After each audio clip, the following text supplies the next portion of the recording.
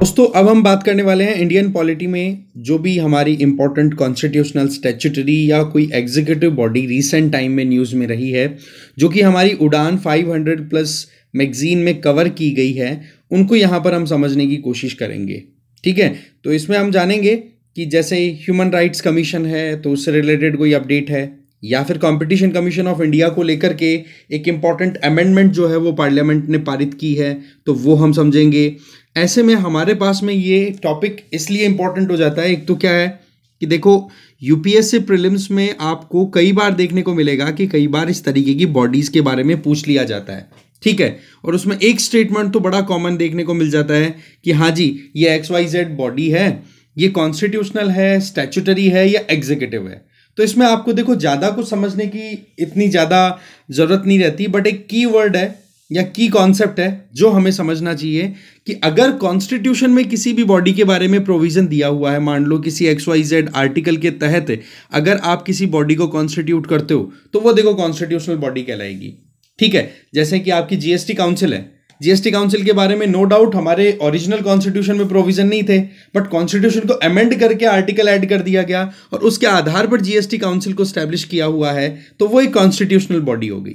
वहीं दूसरी तरफ कुछ कानून अगर पार्लियामेंट के द्वारा पारित किए जाते हैं, कोई भी ऑर्डिनरी लॉ है ना, उसके आधार पर अगर कोई बॉडी कॉन्स्टिट्यूट की गई, जैसे मैंने अभी एक नाम लिया था that is competition commission of India, तो ये मोर और लेस कॉन्स्टिट्यूशन में कहीं प्रोविजन नहीं है, बट इसके लिए कानून है, इसलिए इसको स्टैट्यूटरी बॉडी बोल दिया जाएगा।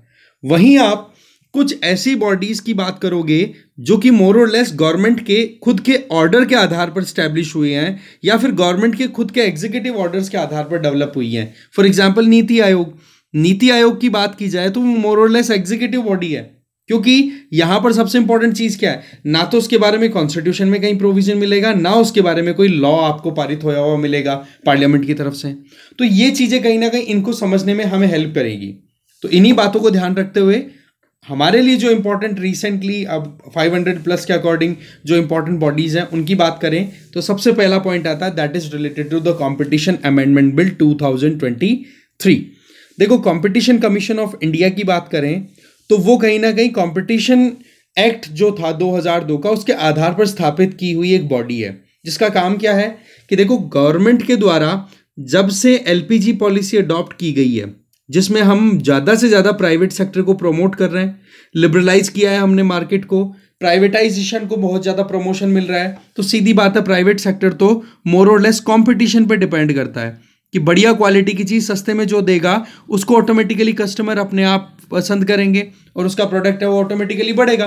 तो ऐसी परिस्थितियों में होता क्या है कि यहाँ पर सरकार के द्वारा इस कंपटीशन को प्रॉपर रेगुलेशन प्रोवाइड करने के लिए एक बॉडी कॉन्स्टिट्यूट की गई जिसको बोला गया कंपटीशन कमीशन ऑफ इंडिया, जो ये कोशिश करेगा कि अगर स्पर्धा या प्रतिस्पर्धा हो रही है अलग अलग कंपनीज के बीच में तो वो कहीं गलत दिशा में ना चली जाए। क्योंकि आपको पता है ना कि जिसके पास में पावर ज़्यादा होती है, पावर का मतलब हम यहाँ पर बात करेंगे, मान लो कोई ऐसी कंपनी जिसके पास मनी बहुत ज़्यादा है, तो उस मनी का वो मिसयूज़ करते हुए अपनी खुद की डोमिनेंस बनाने की कोशिश कर ले, दूसरी किसी कंपनी को उठने ही ना दे, तो ऐसे में वो कंपनी अपनी मोनोपोली स्टैब्लिश कर देगी। और मोनोपोली होती है ना किसी भी कंपनी की, वो कस्टमर के लिए और ओवरऑल पूरे मार्केट के लिए ठीक नहीं होता, क्योंकि फिर वो अपने हिसाब से अपने प्रोडक्ट की प्राइसेस हैं वो चेंज करते रहते हैं। और कई बार ऐसा भी देखा जाता है कि एक कंपनी तो चलो ठीक है कि अपनी खुद की मनमानी करने की कोशिश करेगी अगर डोमिनेंट है तो, पर कई बार क्या होता है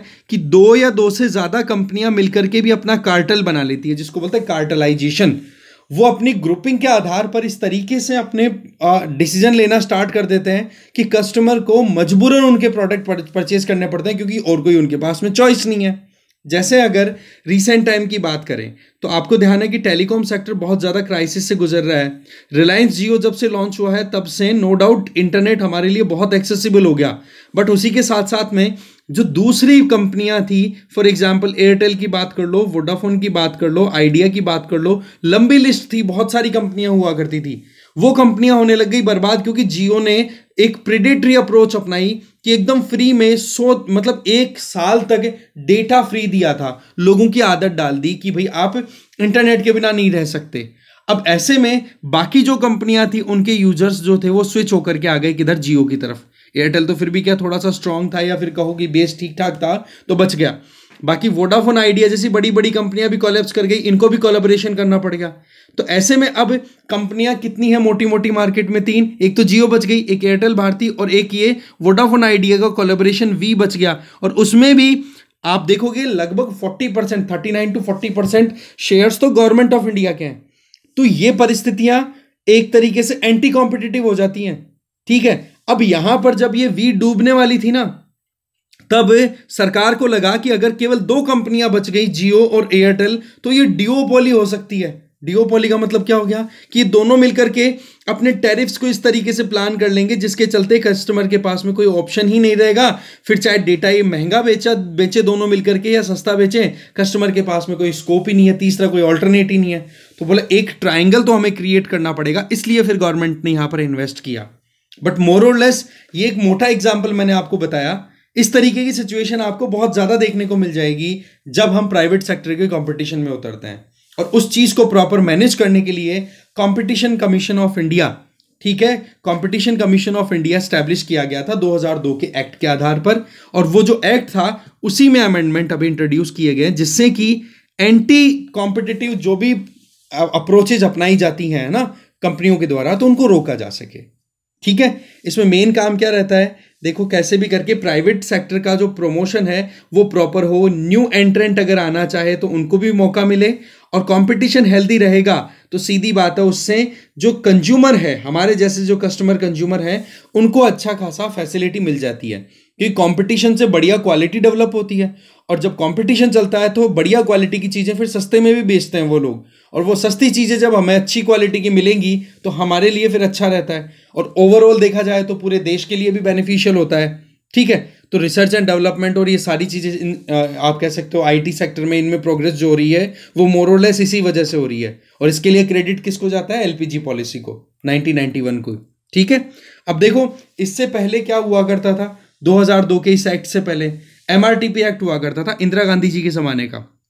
ये एक्ट जो था इसको एंटी प्राइवेट एक्ट बोला जाता था। मतलब इस तरीके से माना जाता था कि ये एक्ट जो है वो केवल और केवल गवर्नमेंट एंटिटीज को ही प्रमोशन देता था, क्योंकि वो भी एक समय था जब हमारे यूएसए के साथ में रिश्ते बिगड़े हुए थे, यूएसएसआर के साथ में हमारी दोस्ती बढ़ रही थी, और उस समय पे सोशलिज्म का एक ऑप्शन इंदिरा गांधी जी को बहुत ज़्यादा पसंद आया था। आपको ध्यान हो तो उस समय पर बैंकों का नेशनलाइजेशन भी हुआ था। प्राइवेट बैंक्स जो थे उनको फिर उन्होंने, आप देखोगे कि गवर्नमेंट बैंक्स बना दिए थे। तो ये मोर और लेस ये जो अप्रोच थी ना, ये उसी टाइम की चली रही थी इस एक्ट के आधार पर ही। ठीक है, monopolies and restrictive trade practices, जिनमें प्राइवेट सेक्टर को फ्रीडम कम मिलती थी, बट इसको रिप्लेस करके और फिर competition commission of India act, ठीक है, कंपटीशन एक्ट ऑफ इंडिया 2002 पारित किया जाता है। इसका काम क्या है जो मैं ऑलरेडी बता चुका हूं। इसके मेन फंक्शन है, देखो, एक तो डिफरेंट एंटी कॉम्पिटिटिव एग्रीमेंट्स अगर होते हैं, जैसे आपको पता है कि एक कंपनी ए है, एक कंपनी बी है, तो ए के पास पैसा है तो बी को एक्वायर या एक तरीके से मर्ज करने की कोशिश करे, तो वहां पर अगर मार्केट के लिए वो अगर नेगेटिव अप्रोच जा रही है ना, तो उसको रोकने की कोशिश करेगा कंपटीशन कमीशन ऑफ इंडिया, जो कि इस एक्ट के आधार पर स्थापित की हुई स्टैट्यूटरी बॉडी है। इसके अलावा देखा जाए तो अलग अलग एंटरप्राइज अपनी अपने मार्केट में अपनी अपनी डोमिनेंट पोजीशन लेकर के चलते हैं, तो उनके ऊपर भी लगाम लगाना एक अपने आप में इंपॉर्टेंट चीज़ हो जाती है। साथ में कंपटीशन कमीशन ऑफ इंडिया के पास में सिविल कोर्ट की पावर्स भी होती हैं। मान लो कि कहीं पर भी कोई गफला अगर पकड़ा गया, ठीक है, तो ऐसे में फिर वो पनिशमेंट के वर्डिक्ट भी दे सकता है।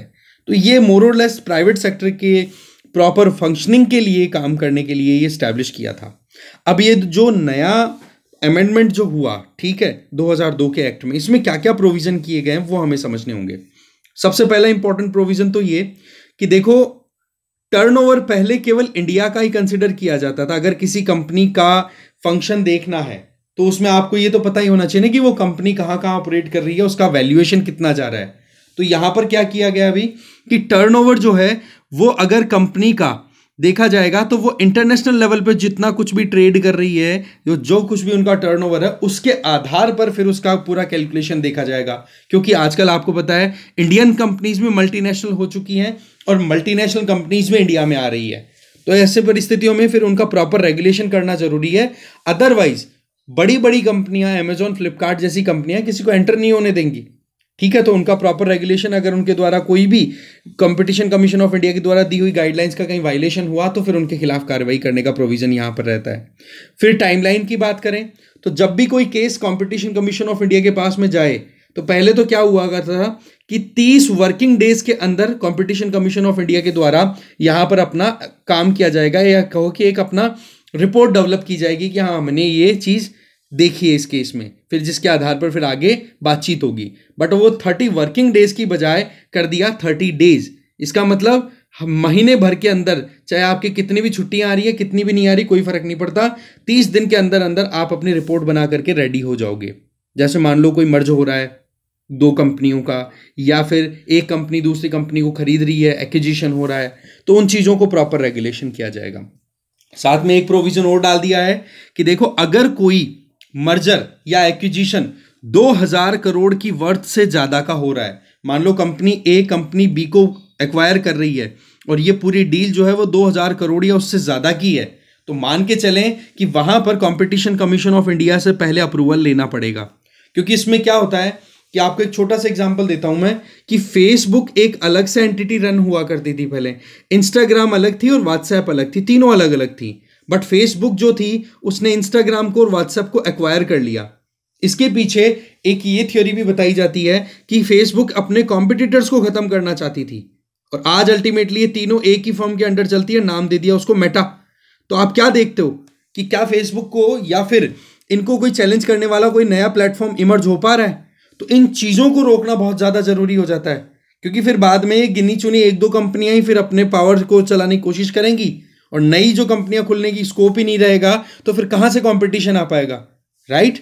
इसके अलावा ये 2000 करोड़ से बड़ी अगर कोई डील हो रही है तो उसका जो रफा दफा होगा मामला पूरा सीसीआई के द्वारा जो भी, उसमें पहले 210 दिन का टाइम दिया जाता था, अब 150 दिन में ही काम करना पड़ेगा। इसका मतलब ईज ऑफ डूइंग बिजनेस बढ़ेगा, जितने कम समय में रेगुलेटरी अथॉरिटीज अपना एक्शन ले पाएंगी उतना ही इफेक्टिवली उसका इंप्लीमेंटेशन होता दिखे, तो डेफिनेटली फिर इन्वेस्टमेंट भी आएगा हमारे यहाँ पे।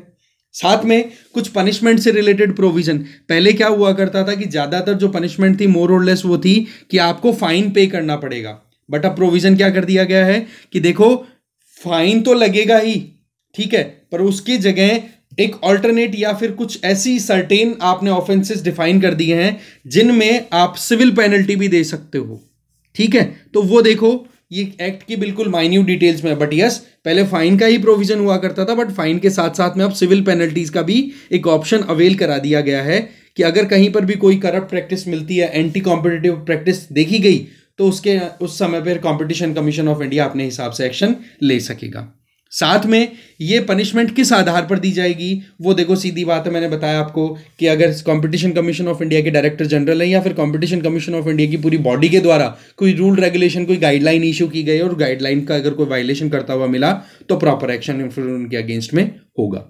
इसके अलावा कुछ और की प्रोविजंस की बात करें तो देखो एंटी कॉम्पिटिटिव एग्रीमेंट का जो एक डेफिनेशन था उसको और ज़्यादा ब्रॉडन किया है। इसके अलावा लिमिटेशन पीरियड कर दिया कि भाई किसी भी कंपनी को अपनी पूरी डिटेल सबमिट करनी है तो सीधी बात है 3 साल के अंदर अंदर कर देनी है। इससे क्या होगा कि कंपटीशन कमीशन ऑफ इंडिया को पता पड़े कि कौन कंपनी कहाँ से स्टार्ट हुई, कितनी प्रोग्रेस उन्होंने की है और क्या उनकी पॉलिसी अप्रोच रहती है। इसके अलावा एक सेटलमेंट एंड कमिटमेंट फ्रेमवर्क भी डेवलप किया गया है जिसके चलते अगर कोई डिस्प्यूट आ रहा है तो उसको सेटल किया जा सके, क्योंकि सेटलमेंट तो देखो सबसे पहला ऑप्शन होता ही है हमेशा अगर मार्केट की बात करें, क्योंकि सीधा आप कोर्ट में नहीं जाना चाहते हो, आप देखते हो कि कहीं पर भी मामला थोड़ी बहुत ऊपर नीचे हुआ करके सेटल हो जाए तो वो ज़्यादा ठीक रहता है। इसके अलावा appreciable adverse effect on competition, इसका मतलब AAEC नाम से पता पड़ रहा है कि कोई भी ऐसी डेवलपमेंट जो कि कंपटीशन के खिलाफ हो रही है उसको ऑब्जर्व करने के लिए एक यहां पर हब एंड स्पोक मॉडल को hub and spoke model develop किया गया है, जिसमें सेंटर पर एक अथॉरिटी होगी जो कि मोर और लेस मॉनिटरिंग करेगी, और उस मॉनिटरिंग के आधार पर यह काम किया जाएगा कि फर्दर फ्यूचर में कोई भी ऐसा स्कोप दिखाई दे जहां पर यह डर लगे या फिर ऐसा चांस लगे कि यार यहां पर तो कंपटीशन कहीं ना कहीं किल हो रहा है, तो उसको आप पहले ही एक्शन लेकर के रोक दोगे।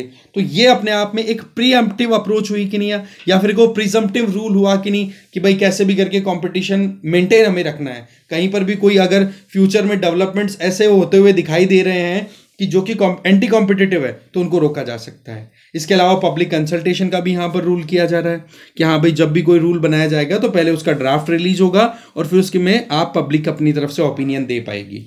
इसके अलावा डायरेक्टर जनरल की अपॉइंटमेंट जब भी होगी तो उसमें सेंट्रल गवर्नमेंट के साथ में कंसल्टेशन होगा। यहाँ पर सेंट्रल गवर्नमेंट अपनी पकड़ बनाने की कोशिश भी करती हुई दिखाई दे रही है। तो ये कुल मिलाकर के कुछ चेंजेस जो हैं वो रिसेंट टाइम में देखे गए हैं। कॉम्पिटिशन अमेंडमेंट बिल फिर अल्टीमेटली इसको पारित कर ही दिया है पार्लियामेंट ने, तो ये एक्ट हो गया है। ठीक है, तो इंपॉर्टेंट प्रोविजंस हमने देख लिए, आगे चलते हैं। इसमें एक इंपॉर्टेंट पॉइंट आ जाता है जब कंपटीशन कमीशन ऑफ इंडिया की बात आ जाती है, that is doctrine of necessity. देखो इसमें क्या होता है कि अभी रिसेंटली 6 कुछ इंपॉर्टेंट ऐसे मर्जर्स थे जिनमें कंपनियों की मर्जर के अलावा दूसरा कोई स्कोप ही दिखाई नहीं दे रहा था। कहने का मतलब, जैसे अभी एक केस आपको पता है कि एक बड़ी एड्यूटेक कंपनी है, वो लगातार क्रैश कर रही है, उसके संबंधित आपको पता है लगातार एडिटोरियल आर्टिकल्स प्रिंट भी हो रहे हैं, राइट। तो ऐसी में अगर कोई कंपनी के साथ वो मर्ज करना चाहे जिससे कि उसके एम्प्लॉयज़ का इंटरेस्ट भी बच जाए और मार्केट में भी प्रॉब्लम ना आए, तो ऐसे मर्जर्स कई बार इमीडिएट करने पड़ते हैं। तो आउट ऑफ द बॉक्स जाकर के अगर आप काम कर रहे हो एज पर द नेसेसिटी, क्योंकि ज़रूरत है, नहीं करेंगे तो प्रॉब्लम हो जाएगी, तो इसको बोलते हैं डॉक्ट्रिन ऑफ नेसेसिटी कि भाई लीगल अथॉरिटीज़ जिसके लिए उनको स्टैब्लिश किया गया है, जो उनकी जुरिस्डिक्शन है, उससे बाहर जाकर के भी अगर वो काम करना चाहें, क्योंकि उस टाइम जरूरत थी, नहीं करेंगे तो फिर बाद में कंपनियां या फिर कंपटीशन किल हो सकता है, तो फिर वो कहीं ना कहीं डॉक्ट्रिन ऑफ नेसेसिटी के अंडर आ जाता है। तो अभी रिसेंटली 6 मर्जर्स को अप्रूवल दिया है कंपटीशन कमीशन ऑफ इंडिया ने, क्या बोल के, क्योंकि डॉक्ट्रिन ऑफ नेसेसिटी के आधार पर ही अप्रूवल देना जरूरी था, राइट। आगे चलते हैं। नेक्स्ट आर्टिकल आ जाता है अपना national human rights commission, NHRC से रिलेटेड। वैसे देखा जाए तो एनएचआरसी एक स्टैट्यूटरी बॉडी होगी, ये तो इसमें तो डाउट ही नहीं होना चाहिए आपको, ठीक है। इसको स्टैब्लिश किया गया था अक्टूबर 1993 में, ठीक है। इससे रिलेटेड क्या है, पहले तो एक्ट पारित होता है पार्लियामेंट के द्वारा। एक्ट का नाम है protection of human rights act of 1993। फिर उसके बाद में इस बॉडी को कॉन्स्टिट्यूट कर दिया जाता है, और इस बॉडी को कॉन्स्टिट्यूट करने से पहले, सबसे पहले तो कॉन्स्टिट्यूट करने से संबंधित अगर हम पूरी डिटेल जाने या फिर अभी क्यों कंटेस्ट में उसको जाने, उससे पहले तो देखो हमें ये पता होना चाहिए कि ह्यूमन राइट्स क्या होते हैं, क्योंकि ह्यूमन राइट्स समझ में आएंगे तब जाकर के आगे हमें पूरा माजरा समझ में आएगा। देखो ह्यूमन राइट्स बेसिकली वो होते हैं, अगर आप मनुष्य के तौर पर पैदा हुए हो, मानव के तौर पर, राइट, तो आपको वहां पर आपकी रेस क्या है, सेक्स क्या है, नेशनैलिटी क्या है, एथनिसिटी क्या है, लैंग्वेज क्या है, रिलीजन क्या है, या फिर XYZ कोई भी आपका स्टेटस है, उसको देखते हुए आपके साथ में ये भेदभाव ना किया जाए कि ये आपके अधिकार हैं, ये नहीं है। जी, सबके अधिकार, मानव होने के नाते सबके अधिकार बराबर है। ह्यूमन बीइंग होने के नाते, इंसान होने के नाते सबके अधिकार बराबर हैं, ठीक है। चाहे फिर वो लिबर्टी से रिलेटेड हो, या फिर स्लेवरी या टॉर्चर से फ्रीडम से रिलेटेड हो, या फिर opinion, freedom of speech and expression से रिलेटेड हो, या फिर वर्क, एजुकेशन, किसी से भी रिलेटेड हो। तो कहने का मतलब यह है कि आप एक इंडिपेंडेंट डिग्निफाइड लाइफ जीना चाहते हो, उसके लिए आपको जो अधिकार मिलने चाहिए उसमें आपके साथ कोई डिस्क्रिमिनेशन ना हो, वही ह्यूमन राइट्स होते हैं। अब इन ह्यूमन राइट्स को मैनेज करने का जो इंटरनेशनल लेवल पे जो काम होता है, वैसे देखा जाए तो यूनाइटेड नेशन के अंडर में ऑलरेडी एक इंस्टीट्यूशन काम कर रहा है जिसका नाम है office of the high commissioner for human rights, जिसको मोरलेस अलग नामों से भी बोल दिया जाता है, कई बार यूएन ह्यूमन राइट्स ऑफिस भी बोल दिया जाता है इसको, ठीक है, जो कि एक अपने आप में यूनाइटेड नेशन में ही एक डिपार्टमेंट है जो कि काम क्या करता है, इन ह्यूमन राइट्स की प्रोटेक्शन का काम करता है। अब ह्यूमन राइट्स की बात आपको समझ में आ गई। अब हमारे यहाँ पर ये जो बॉडी कॉन्स्टिट्यूट हुई जिसका नाम है नेशनल ह्यूमन राइट्स कमीशन, जो कि 1993 में स्टैब्लिश हुआ, आप देखते हो कि इसको स्टैब्लिश करने से पहले एक प्रॉपर कन्वेंशन होती है पेरिस में, ठीक है। 1991 में पेरिस में यूनाइटेड नेशन की मीटिंग होती है, यूनाइटेड नेशन की इसी ह्यूमन राइट्स कमीशन की, और इसमें यह टारगेट था कि ह्यूमन राइट्स की प्रोटेक्शन के लिए हमें कुछ ऐसे प्रिंसिपल स्टैब्लिश करने होंगे जिनके आधार पर दुनिया के अलग अलग कंट्रीज में अलग अलग बॉडीज कॉन्स्टिट्यूट की जाएंगी, और वो बॉडीज जो हैं वो अपने देश में इंडिपेंडेंटली ह्यूमन राइट्स के प्रोटेक्शन के लिए काम करेंगी। और इसी बात को फॉलो करते हुए इंडियन गवर्नमेंट या फिर कहें इंडियन पार्लियामेंट के द्वारा भी यूनाइटेड नेशन जो ह्यूमन राइट्स हैं उनको ध्यान रखते हुए हमने खुद ने हमारा national human rights commission constitute किया। अब मुद्दा यह आता है कि ये जो प्रोविजन हम देख रहे हैं ये सारा किसके आधार पर हुआ?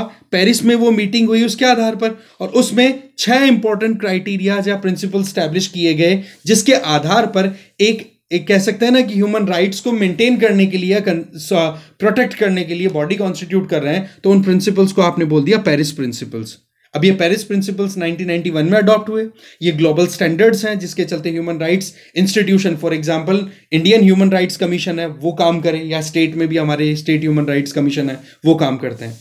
इसमें टारगेट ये रहता है कि वो इंडिपेंडेंटली काम कर सके, सरकार का उन पर कोई दखलंदाजी ना हो, क्योंकि ज्यादातर अगर ह्यूमन राइट्स का केस कहीं पे बनता है तो देखो मोर और लेस गवर्नमेंट्स के खिलाफ बनता है, स्टेट के खिलाफ बनता है कि स्टेट जो है वो ह्यूमन राइट्स का वायलेशन कर रहा है। तो वहां पर अगर सरकार का इन्वॉल्वमेंट ह्यूमन राइट प्रोटेक्ट करने वाले इंस्टीट्यूशन में ज्यादा हो गया तो वो इंडिपेंडेंट कैसे रहेगी?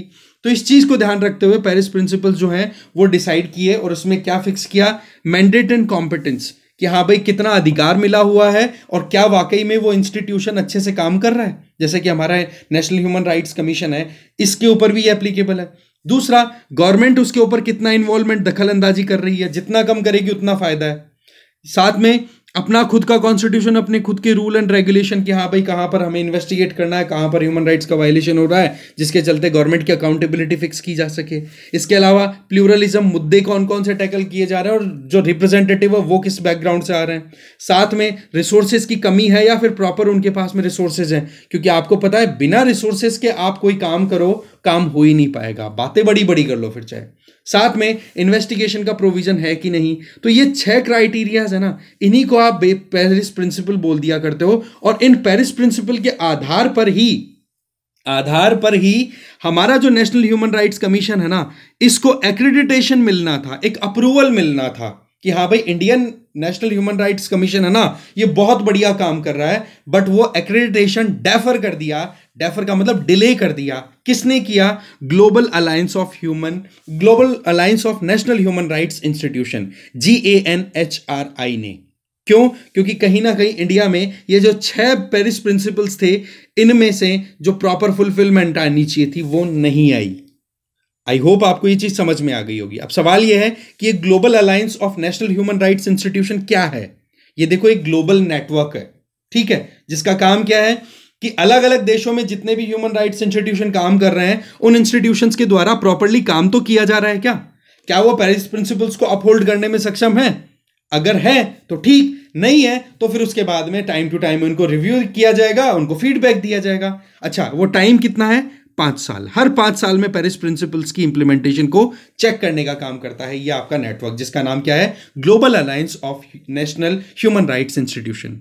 ठीक है, आप देखोगे कि यहां पर ये जो GANHRI है, इसमें जो यूनाइटेड नेशन के अंडर में काम करने वाला office of high commissioner for human rights, जिसको हमने अभी नाम क्या दिया था? UN ह्यूमन राइट्स ऑफिस, ये मोर और लेस एक परमानेंट ऑब्जर्वर के तौर पे काम करता है, क्योंकि अल्टीमेटली हो किसके अंडर में रहा है ये काम? यूनाइटेड नेशन के अंडर। टारगेट क्या है? ह्यूमन राइट्स की प्रोटेक्शन। बट यस, हमारे नेशनल ह्यूमन राइट्स कमीशन को ये जो अप्रूवल मिल सकता था, एक एक्रेडिटेशन मिलना था कि हाँ भाई हम स्टैंडर्ड्स को प्रॉपरली फॉलो कर रहे हैं, वो चीज़ कहीं ना कहीं डेफर कर दी गई है, डिले कर दी है। इसका मतलब हमारे नेशनल ह्यूमन राइट्स कमीशन को और प्रॉपरली काम करना होगा, तब जाकर के ये देखा जाएगा कि हाँ जी क्राइटेरियाज जो हैं पेरिस प्रिंसिपल्स के वो फुलफिल हो रहे हैं, तब जाकर के हमें एक्रेडिटेशन मिलेगा। इसका आई बात समझ में? तो इस तरीके से ध्यान रखें आप। आगे चलते हैं। नेक्स्ट है जनरल कंसेंट। देखो सीबीआई की जब बात आती है ना, सीबीआई इन्वेस्टिगेशन की, तब जनरल कंसेंट की बात बहुत बार होती है। ठीक है, अब ये जनरल कंसेंट होती क्या है, इसको थोड़ा सा हम आसान शब्दों में समझने की कोशिश करेंगे, तब आपको एकदम क्लियर हो जाएगा। एक तो क्या होता है कि सीबीआई आपको पता है ये सेंट्रल एजेंसी है, सेंट्रल ब्यूरो ऑफ इन्वेस्टिगेशन। तो सेंट्रल गवर्नमेंट की तरफ से ये काम करती है। अब सेंट्रल गवर्नमेंट के द्वारा जब कभी भी इस तरीके के इंस्ट्रूमेंट या फिर इंस्टीट्यूशन को यूज किया जाता है ना, तो यहां पर पॉलिटिक्स बीच में आए, इसको हम अवॉइड नहीं कर सकते। कैसे? अभी आपको पता है कि एनडीए की रूलिंग चल रही है सेंट्रल लेवल पे, और कई स्टेट्स है जहां पर नॉन एनडीए या फिर ऑपोजिशन का रूल चल रहा है। फॉर एग्जाम्पल वेस्ट बंगाल की बात कर लो, या फिर अभी कर्नाटका की बात कर लो, तमिलनाडु देख लो, केरला देख लो, ऐसे लंबी लिस्ट है। तो होता क्या है कि सीबीआई कहां पर इन्वेस्टिगेशन कर सकती है, कहां पर नहीं कर सकती, उससे संबंधित ये प्रोविजन होता है, that is known as general consent. अगर किसी स्टेट गवर्नमेंट के द्वारा जनरल कंसेंट दी हुई है तो आप ये मान के चलो कि उस स्टेट में सीबीआई जो है वो आराम से जाकर के अपने जो भी केस आ रहे हैं उनको इन्वेस्टिगेट कर सकती है, चाहे वो सेंट्रल गवर्नमेंट का कोई एम्प्लॉय हो या XYZ कोई इशू अगर उनके सामने आता है तो। बट अगर किसी स्टेट ने जनरल कंसेंट नहीं दे रखी, कंसेंट का मतलब होता है ना सहमति, एक आम सहमति, राइट, तो यहां पर अगर किसी स्टेट गवर्नमेंट ने अगर जनरल कंसेंट नहीं दे रखी है तो वहां पर अगर सीबीआई को इन्वेस्टिगेट करना, मान लो कोई सेंट्रल गवर्नमेंट का ही एम्प्लॉय है और उसका कोई ब्राइबरी का केस है, ठीक है, तो उस केस को इन्वेस्टिगेट करने से पहले सीबीआई को पहले अप्रूवल लेना पड़ेगा उस स्टेट गवर्नमेंट से कि हाँ भाई आप हमें अप्रूव कर दो जिससे कि हम उस केस को इन्वेस्टिगेट कर सके जो कि आपके स्टेट में हो रहा है। अब ऐसे में आप देखो कि अगर जनरल कंसेंट पहले से मिली हुई है ना, तब तो सीबीआई को एक फ्री पास मिल जाता, जाकर के इन्वेस्टिगेट कर सकते हैं। बट जनरल कंसेंट अगर विड्रॉ कर ली या फिर किसी ने दे नहीं रखी है, किसी स्टेट ने, जैसे कि हम यहां पर कह सकते हैं तमिलनाडु का केस, तो तमिलनाडु में अगर कोई केस बनता है ना तो वहां पर जाकर के सीबीआई डायरेक्टली इन्वेस्टिगेट नहीं कर पाएगी, पहले तमिलनाडु की गवर्नमेंट से पूछना पड़ेगा। तो कुल मिलाकर के सीबीआई को इन्वेस्टिगेशन स्टार्ट करने से पहले कंडीशन देखनी पड़ती है। ध्यान आई बात समझ में? अच्छा, ये प्रोविजन किस तरीके से क्या हुआ वो समझते हैं। देखो, सीबीआई को जनरल कंसेंट का जो प्रोविजन है वो कहां से मिलता है? वो मिलता है आपका Delhi special police establishment act 1946 में सेक्शन 6 आता है, उसके तहत। इससे क्या होता है कि किसी भी स्टेट गवर्नमेंट के द्वारा अगर जनरल कंसेंट दी हुई है तो वो सीबीआई की हेल्प करते हैं कि वो किसी भी करप्शन से रिलेटेड कोई केस अगर आ रहा है, मान लो सेंट्रल गवर्नमेंट का एम्प्लॉय किसी स्टेट में एम्प्लॉयड है और वहां पर उसके खिलाफ में करप्शन के चार्जेस लगे हुए हैं, तो उसकी इन्वेस्टिगेशन इजीली सीबीआई कर सकती है। बट वही बात, ये मैंडेटरी है। ये अगर जनरल कंसेंट नहीं दी हुई है तो फिर स्पेसिफिक कंसेंट के लिए जाना पड़ेगा।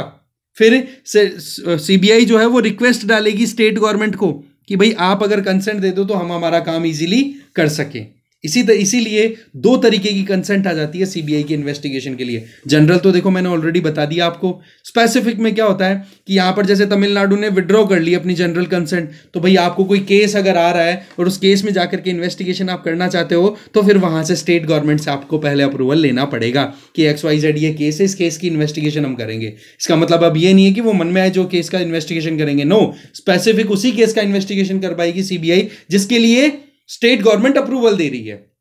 पर यहां पर एक थोड़ा सा स्कोप है सीबीआई के लिए, क्या कि अगर किसी इंडिविजुअल को रंगे हाथों पकड़ लिया कि हाँ जी ये तो शपथ लेता हुआ पकड़ा गया, इसकी वीडियो रिकॉर्डिंग भी अवेलेबल है और कहीं ना कहीं उसके बारे में एविडेंसेस गजब के मिले हुए हैं, तो फिर बाद में सेंट्रल गवर्नमेंट ये सीबीआई को कंसेंट की कोई जरूरत नहीं है, जाकर के सीधा अपना काम कर सकते हैं।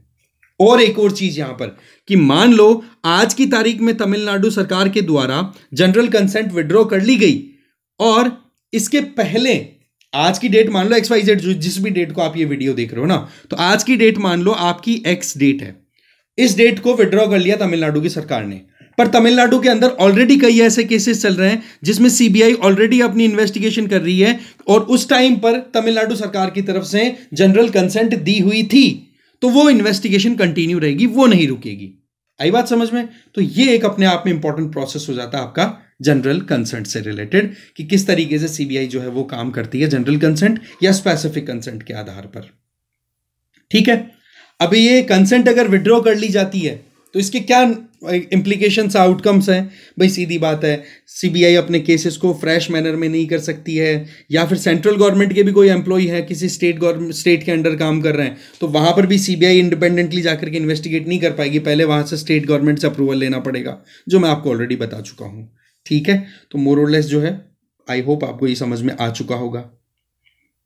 नेक्स्ट आपका आता है एनफोर्समेंट डायरेक्टरेट, ईडी। देखो ईडी तो वैसे ही गजब तरीके से न्यूज में इस टाइम पे, ठीक है, अलग अलग सरकारें या फिर बड़े बड़े जो नेता लोग हैं उनके खिलाफ में लगातार ईडी अपनी तरफ से एक्शन में है। फॉर एग्जाम्पल दिल्ली गवर्नमेंट का जो वाइन वाला इशू चल रहा है, ठीक है, झारखंड की सरकार की बात भी करें तो वहां पर तो चीफ मिनिस्टर साहब को रिजाइन तक करना पड़ गया, वहां पर वो जो लैंड माफिया का कुछ इशू है वो। इसके अलावा लालू प्रसाद यादव जी की फैमिली है, उनसे भी लगातार सवाल जवाब हो रहे हैं ईडी से रिलेटेड। वैसे हमने इंडिपेंडेंटली एक वीडियो वैसे भी डिस्कस किया था।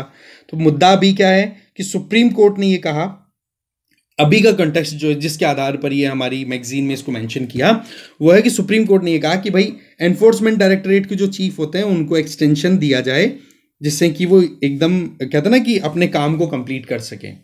तो यहाँ पर हम थोड़ा सा जान लेते हैं एनफोर्समेंट डायरेक्टरेट के बारे में। सबसे पहली चीज, एनफोर्समेंट डायरेक्टरेट ईडी, ये मिनिस्ट्री ऑफ फाइनेंस के अंडर आती है, डिपार्टमेंट ऑफ रेवेन्यू के अंडर। ठीक है, काम क्या है, पैसों से रिलेटेड अगर कोई भी गफला पकड़ में आ गया, इसके लिए 3 डिफरेंट एक्ट्स हैं जिनसे ईडी को पावर मिलती है। एक तो prevention of money laundering act of 2002, एक है आपका फेमा, ठीक है, फॉरेन एक्सचेंज मैनेजमेंट एक्ट, एक है fugitive economic offender act of 2018, जैसे विजय माल्या, नीरव मोदी, ऐसे लोगों को कंटेन करना उसके लिए। तो इनसे पावर अपनी ड्रॉ करते हैं और ये फिर अपना काम करते हैं अल्टीमेटली कि मनी लॉन्ड्रिंग कौन कर रहा है। इसका मतलब गलत तरीके से कमाया हुआ पैसा और उसको एक नंबर में कन्वर्ट करने की कोशिश की जा रही है। एक नंबर का मतलब हो गया कि हाँ जी भाई, गलत तरीके से गफले करके पैसे कमा लिए और फिर उसके बाद में अब आप या तो उसको दिखा नहीं रहे हो उस पैसे को, या फिर आप इस तरीके से दिखाने की कोशिश कर रहे हो कि हाँ जी हमने एकदम फेयर मैनर में पैसा कमाया है। इसके अलावा फॉरेन एक्सचेंज के इन्वेस्टिगेशन भी, मान लो कि कोई एनजीओ ऑपरेट कर रहा है जिसको अगर विदेशों से फंडिंग आ रही है, तो उस फंडिंग के बारे में ये पता करना कि कहीं वो फंडिंग इंडिया को डिस्टेबलाइज, इंडिया की सॉवरेनिटी, इंटीग्रिटी के खिलाफ तो यूज नहीं कर रहा है। तो इस तरीके के क्राइम्स को रोकना अपने आप में बहुत ज्यादा इंपॉर्टेंट रोल हो जाता है फिर एनफोर्समेंट डायरेक्टरेट का। तभी तो बोला ना, इकोनॉमिक क्राइम्स को कंटेन करना मेन टारगेट है। इसके अलावा डायरेक्टर जो होते हैं वो लीड करते हैं, प्लस उसके साथ में इनके अंडर में या इनके साथ में स्पेशल और जॉइंट और डेप्यूटी डायरेक्टर्स हैं, वो भी साथ में काम करते हैं। ठीक है, हेडक्वार्टर दिल्ली में और उसके अलावा 5 रीजनल ऑफिसेस भी हैं। डायरेक्टर जो हैं वो मोर और लेस 2 साल के लिए एक बार अपॉइंट होते हैं, बट अगर ज़रूरत पड़े तो मैक्सिमम 5 साल के लिए इनकी एक्सटेंशन हो सकती है। 2 के बाद में 1 साल बढ़ा दिया, फिर 1 साल बढ़ा दिया, इस तरीके से आगे हो सकता है। तो कुल मिलाकर के इनका काम क्या है कि भाई इन्वेस्टिगेट करना। मान लो कि कोई इंडिविजुअल जो है वो इस तरीके की मनी लॉन्ड्रिंग के केस में उलझा हुआ है, तो सीधी बात उनसे सवाल जवाब पूछना, उनके एसेट्स हैं उनको सीज कर लेना, ठीक है, और फिर उसके बाद में एक तरीके से एक सिविल कोर्ट की तरह काम करता है, फिर ये सुनवाई वो सारी चीज़ें होती हैं। तो कुल मिलाकर के देखा जाए तो एनफोर्समेंट डायरेक्टरेट भी अपने आप में इंपॉर्टेंट हो जाता है, क्योंकि रिसेंटली ये बहुत न्यूज़ में रहा। ठीक है, तो इस तरीके से ये 3-4 बॉडीज थी हमारे पास में, बट यस आई होप आपको बहुत कुछ समझ में आया होगा इनके बेसिक्स के बारे में। ठीक है, थैंक यू, मिलते हैं फिर आगे।